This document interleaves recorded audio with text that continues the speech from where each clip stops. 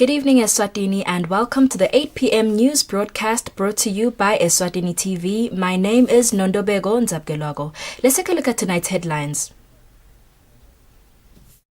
Eswatini has been chosen by the SADC region to be among 5 countries to pilot an exercise to coordinate the usage of groundwater resource by all stakeholders.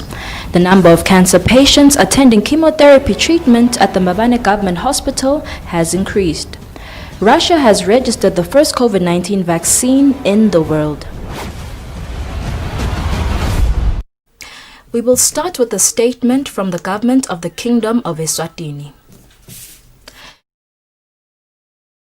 The continued reporting and spreading of fake news by the founder and editor of Swaziland News, Zweli Dlamini, which are written and published with the intent to mislead and misinform the public. In a statement issued by government spokesperson Sabelo Dlamini, in his latest series of libelous, unfounded and factually incorrect articles, Dlamini insinuates that His Majesty King Mswati III is involved in the cannabis business. Dlamini says while several companies have in the past applied to farm cannabis in Eswatini, none of them have been granted a license to pursue this activity as dacha farming remains illegal in this country. The government spokesperson says it is important to state that the online publication Swaziland News is essentially a fake news website masquerading as an authentic source of news with an authority on Eswatini matters in terms of governance, politics, leadership and general current affairs, and that the latest series of baseless and repugnant attacks on His Majesty is proof that this publication is not interested in observing ethics and standards of the noble profession of journalism and will stop at nothing to drag the name of His Majesty and the government of the Kingdom of Eswatini by fabricating stories, presenting them as authentic to an unsuspecting audience. He says government wants to bring it to the attention of the public that Swaziland News is hosted online on a South African domain. It is not registered in Eswatini as a media house, nor is it registered with the South African Press Council, which is an independent media regulation body in South Africa, and seemingly unlike all reputable media outlets, this publication has no intent of being held accountable for misinformation when it comes to reporting about Eswatini. He says government continues to pursue legal channels to hold Zweli Dlamini accountable for spreading misinformation, and it is no coincidence that Mr. Dlamini is currently on the run and a fugitive of the law as he faces several cases relating to his criminal activities of alleged assault, housebreaking and contempt of court for missing several court appearances. The government spokesperson emphasizes that the Kingdom of Eswatini respects freedom of expression as enshrined in the Constitution, but cannot ignore deliberate efforts to paint the country in a negative light using fake news. We will now continue with the news. Eswatini has been chosen by the SADC region to be among 5 countries which will pilot the exercise to coordinate the use of groundwater resource by all stakeholders. According to the Ministry of Economic Planning and Development Director, Water Affairs, Trevor Shonga, the exercise is being led by the ministry. The other countries that will also pilot the exercise to coordinate the usage of groundwater resource are Mozambique, Malawi, Zimbabwe, as well as Namibia. Director Water Affairs in the Ministry of Economic Planning and Development, Trevor Shonga, says the main reason to meet all stakeholders is to discuss ways to preserve groundwater. Coming in to feed into processes for the formulation of such groups in member states. This is to make sure that we coordinate the way we use and develop our groundwater resources, because it is noted that groundwater is a resource that has to be better understood. So we are gathering our stakeholders here in the form of the drillers themselves. We're gathering our institutions here in the form of research institutions and the users of the groundwater resources and project managers for that matter, so that we talk through the issues of groundwater in the Kingdom of Eswatini in a bid to make sure that we properly regulate and we promote good practice in the use of the resource in the country. John Fori from a company which also drills groundwater, Manzini Drilling, says the meeting between all stakeholders involved in groundwater drilling is important as they will get to share ideas on how to conserve groundwater. The importance of this meeting is that, to gather information and to make people aware of the importance of the underground water. And if it's not managed properly, there could be serious implications for the future of underground water. So the reason why we're here is to try and get everyone to work together in the sense that we can gather information and manage Eswatini's underground water. Last Monday, the Prime Minister Ambrose Manvulo Dlamini announced that the country has revamped 26 boreholes and built 11 new ones. The effort by the country to provide clean water to Eswatini is in line with the United Nations Sustainable Development Goal number 6, which speaks to clean water and sanitation. The International World Water Day is celebrated on March 22 annually. For Eswatini TV News, Fortune Dlangamandla with Muzim Konta, Ezulwini. Numbers of cancer patients attending chemotherapy treatment at the Mbabane Government Hospital have shot up. From January to March, there were 739 patients who were attended to, while from April to June, 876 patients were attended to. This was said by the Ministry of Health Assistant Director, Dr. Velepi Okelo, during an interview with Eswatini TV. Some of the patients who sought medical attention at the Mbabane Government Hospital chemotherapy unit are those who had been getting treatment in South Africa through Phalala Fund. This year, from January to March, 18 types of cancers were attended to, while from April to June, 25 types of cancers were attended to by the unit. Health Services Deputy Director Dr. Velepi Okelo says this type of cancers includes breast, prostate, cervical, to name but a few. For that case, we are continuing to provide services at the Mbabane Government Hospital. The chemotherapy unit is very much continuing to assist many people.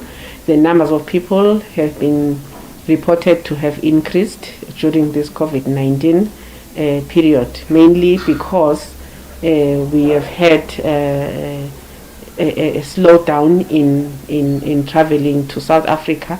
So a number of those patients who have been assisted through Phalala are now being seen at the chemotherapy unit.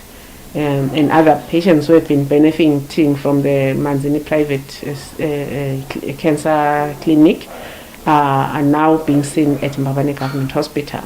In February, the World Health Organization spelled out the need to step up cancer services in low and middle-income countries. WHO warns that if current trends continue, the world will see a 60% increase in cancer cases over the next 2 decades. According to WHO, in 2018, there were 1,704 Eswatini who had cancer, while 660 of them died of cancer. For Eswatini TV News, Fortune Dlangamandla with Muzim Konta, Mbabane. We will now take a look at the COVID-19 update from the Ministry of Health. The Ministry of Health would like to inform the public of the status of COVID-19 in Eswatini. A total of 531 results were received today, of which 101 tested positive. The total number of COVID-19 confirmed cases to date is 3,410. 2 more deaths have been reported, taking the number of deaths due to COVID-19 disease to 63. The statement issued by the Ministry of Health shows that there are 1,526 active cases, 1,720 have recovered, 63 have died from COVID, while 101 have been registered for care.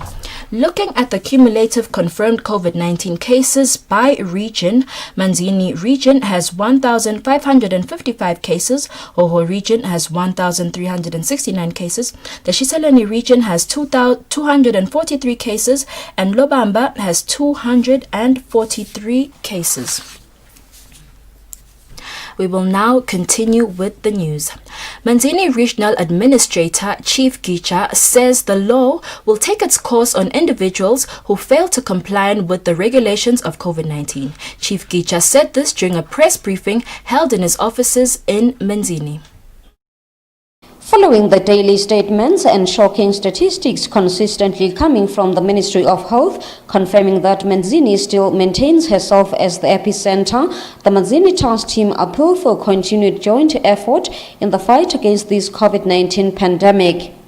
In a press briefing held at the Manzini Regional Administrator's offices, Manzini Regional Administrator Chief Gija says responding in a positive manner and stepping up efforts towards stopping the escalating figures of COVID-19 will help to minimize the increasing number of COVID-19 cases.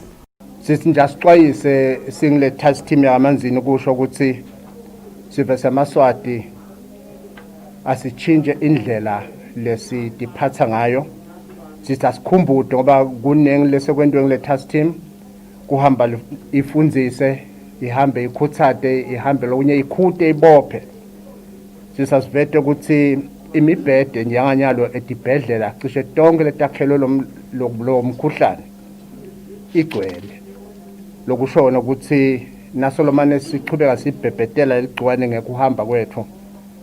Chief Gija continued to say that the task team is aware that the mandate for business people is to make profits on a daily basis and is aware that business and the country is undergoing serious economic challenges as lockdown still dragging on. Chief Gija further expressed his concerns on the issue of students found pregnant at the point of going back to class after lockdown. He said COVID-19 came as a surprise guest to every country and disturbed the normal way of doing things for people for schools to close, which has resulted in reports of pupils falling pregnant during the COVID-19 period who have since been kicked out of school. The regional administrator further appealed to parents to make sure they encourage their children to work hard in their studies and those who fall pregnant during this period to return to class and prepare for the upcoming exams. Reporting, I'm Zoto Dlamini with Themba Shabangu in Manzini. A new study conducted by Eswatini Economic Policies Analysis and Research Center, ESERPAC, shows that the majority of children in Eswatini now have access to preschool education, but the major challenge now lies with the quality of education that is being offered by most preschools in the kingdom. Findings of the study were shared by ESERPAC Senior Research Fellow Mangaliso Mohammed. Findings of the study conducted by the Eswatini Economic Policy Analysis and Research Center (ESEPAC) through funding assistance from the European Union and the Shamba Trust show that 80% of young children in the kingdom now have access to preschool education before being enrolled for grade 1, which wasn't the case a decade ago when the country had a low preschool enrollment rate. ESEPAC Senior Research Fellow Mangaliso Mohammed shares the findings of the study. Than what was previously reported, that access to preschool is quite low, at 20 to 40% in 2008. What we're finding now is quite the contrary. We're finding that access to preschool is quite widespread. About 80% of our pupils coming into grade 1 in 2019 had access to preschool. And so what does that mean? It means regardless of where you might be in Eswatini, you pretty much have access to a preschool. But the key differentiating factor right now is that the quality in those preschools is quite something to talk about, because most of those preschools we are finding that the quality is quite low. Mohammed says there is a big need to improve the quality of preschool education in the country. As government was piloting grade 0 in primary schools, it's quite important to think about that program, because maybe instead of rolling out a comprehensive grade 0 program in primary schools that government would have to be responsible for, it's much more interesting to think about sort of improving the quality of pre-primary schools. ESEPAC recommends that the Ministry of Education and Training should develop a curriculum for all preschools in the kingdom to uplift the quality of education in this sector. For Eswatini TV News, Hlengiwe Ndlovu with Mbonga Tube in Babane. Primary school head teachers in the Northern Hoho region today met to discuss about the proceedings of their preparations for the reopening of schools. The meeting was held in the Pikes Peak Hotel at the Regional Education Offices. According to the Regional Education Officer for Hoho, Tulilangwenya, the meeting is part of the ministry's preparations for the reopening of schools. The Ministry of Education continues with its preparations for the opening of primary schools, which started last month with the Rapid Response Team's training. On Tuesday, the ministry met with primary school head teachers at Peak Regional Education Office in the Northern Ho region to discuss about the structure of hand washing stations, which would be standard in all schools. According to Ho Regional Education Officer Tuli Langwenya, the meeting was part of the training process in preparedness for primary schools opening. Micro projects technical officers kusatokhulumisa abothishela ngaloko lelo kufanele kusibeke part of the training lesike saba nayo nabo head teacher in preparedness for opening of our schools. Langwenya says the meeting also addresses challenges faced by head teachers in their schools while preparing for school opening. Xoxisana nabo bothishela labakhulu betikolo tethu letincane kuva kwekuthi kulesimo lesesikiso kulamalanga kulomkhuhlane lokhona emhlabeni nathi lo sithinzile silive ngabe yini lekhona letakwenda vele ukuthi sikhone ukuthi semukele bantwana kahle ezikolweni. Government has not yet decided on when primary schools can open. However, the Ministry of Education decided to be proactive in its preparations. Over 60 head teachers were part of the meeting, and they stated that they were almost ready for their preparations and only waiting for resources and equipment from the government. Reporting for Eswatini TV News is Pumapim Swedi in Peak. The University of Eswatini has reopened the application session for the academic year 2020-2021 for 2 weeks. Registrar Dr. Salebona Smelane says by doing this, the university is trying to accommodate students who were not afforded the opportunity to study abroad because of the outbreak of the coronavirus. Dr. Salebona Simelane says the university received over 4,000 applications in March and those that qualified were given acceptance letters. He says the reason behind the reopening of applications is that the university received a special request from the Ministry of Labour and Social Security to accommodate students who wanted to study abroad but denied the opportunity due to the outbreak of the coronavirus. The request was to the effect that we make a special concession to actually allow students who would have ordinarily gone to study abroad, but because of the COVID-19 pandemic that's ravaging communities across the globe, those students cannot then travel. Dr. Salebona says the university has introduced blended learning to ensure they comply with the COVID-19 regulations after noting that the university will register more numbers than usual following the ministry's request. We are actually, we have introduced blended learning at the university, which means that some courses will be taught via online method, and others will be, it's online plus face-to-face, depending on how the courses are structured. Some of the courses are practical in nature. Dr. Salebona says students who couldn't apply in March due to various reasons such as financial constraints and many other reasons are welcome to apply. He says the 2020-2021 academic year will commence in October this year. Reporting, I'm Lumilele Makakula with Mbongwatube in Matapa. In news making headlines outside the country, Russian President Vladimir Putin has announced that Russia has registered the very first COVID-19 vaccine, which has been developed by scientists in that country. Russian President Vladimir Putin has said a locally developed vaccine for COVID-19 has been given regulatory approval after less than 2 months of testing on humans. Mr. Putin said the vaccine had passed all the required checks, adding that his daughter had already been given it. Officials have said they plan to start mass vaccination in October. Experts have raised concerns about the speed of Russia's work, suggesting that researchers might be cutting corners. Amid fears that safety could have been compromised, The World Health Organization (WHO) urged Russia last week to follow international guidelines for producing a vaccine against COVID-19. And on Tuesday, the WHO said it had been in talks with Russian authorities about undertaking a review of the vaccine.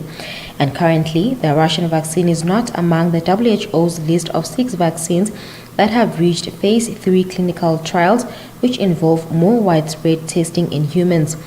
President Putin said he knew the vaccine was quite effective without giving any further detail, and also stressed that it had passed all needed checks. He said the vaccine had been given to one of his daughters who was feeling fine despite a brief temperature increase. And in other news, 21.1 million people globally have been confirmed to have tested positive for coronavirus. There's been 12.4 million recoveries and 737,000 deaths. Reporting, I'm Lungulile Makakula, pictures sourced from DW and VOA. The Eswatini Town Board has committed to assist hotels and hospitality industry places in the town to comply with tourism and hospitality industry COVID-19 regulations that have been presented by the Ministry of Tourism. Eswatini being home to the kingdom's major hotels and tourist attractions, the outbreak of coronavirus has left a huge void in this town, as some hotels were forced to stop their operations as a result of the outbreak of this disease, while other establishments are not operating at normal capacity.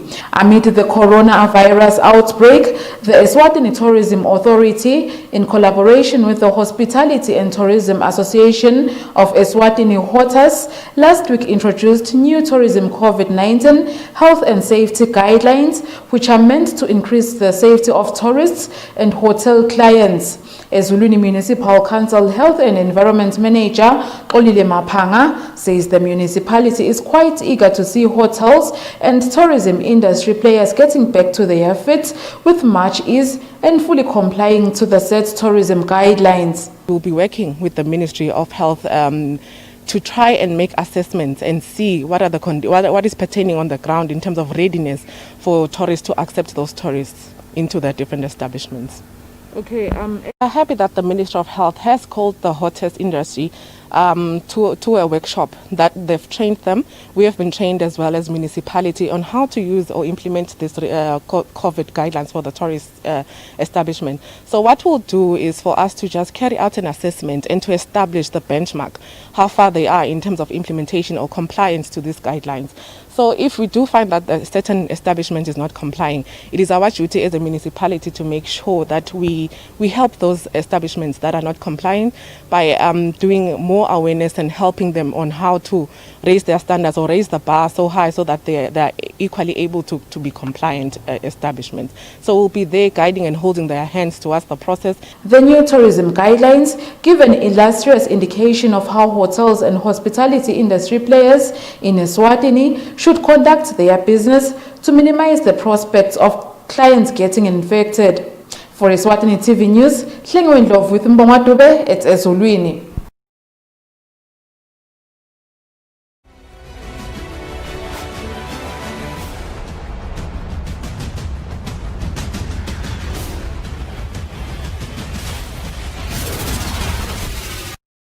Take a look at our sports news.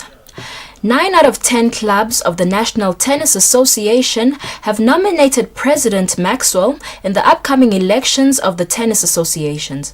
The elections will be held on the 22nd of August this year. On the 22nd of August this year, the Eswatini Tennis Association will be holding its annual general meeting, where they're expected to also have their elections. Out of 10 clubs of the association, 9 clubs have nominated the current president and the secretary general of the association unopposed. The president is Maxwell Jele, while the secretary general is Ngaba Mukalipi.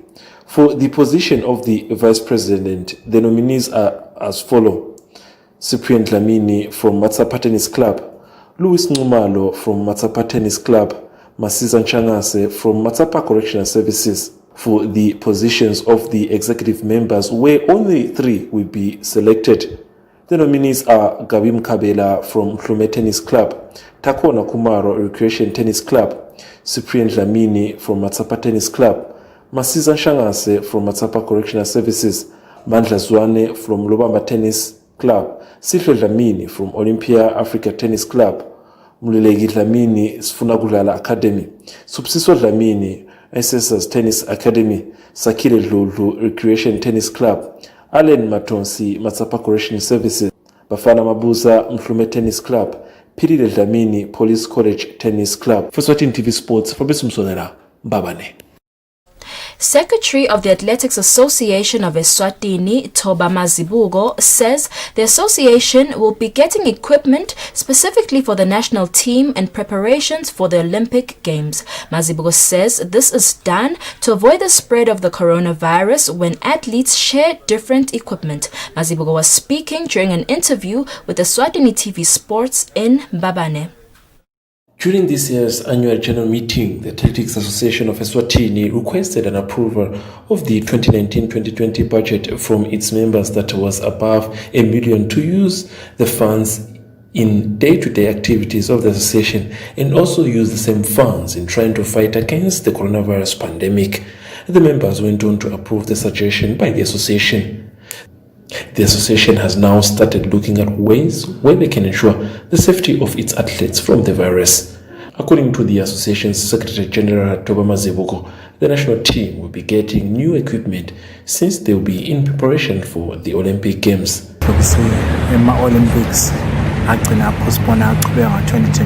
Mazibuko says that knowing that Olympics Games have been moved to next year, there is still preparations to be made in getting equipment for each athlete. They are ensuring that everybody is free from the virus since there will be less exchange of equipments. Mazibuko went on to highlight that the association has already bought other necessaries such as sanitizers to ensure the safety of the athletes. He concluded highlighting that for now, they are giving priority to track and field races since they cannot easily spread the virus. For Eswatini TV Sports, Fabrice Msonera, Mbabane. We've come to the end of our news bulletin, but before we wrap up, let's take a quick recap of the headlines. Eswatini has been chosen by the SADC region to be among 5 countries to pilot an exercise to coordinate the usage of groundwater resource by all stakeholders. The number of cancer patients attending chemotherapy treatment at the Mbabane Government Hospital has increased. Russia has registered the first COVID-19 vaccine in the world.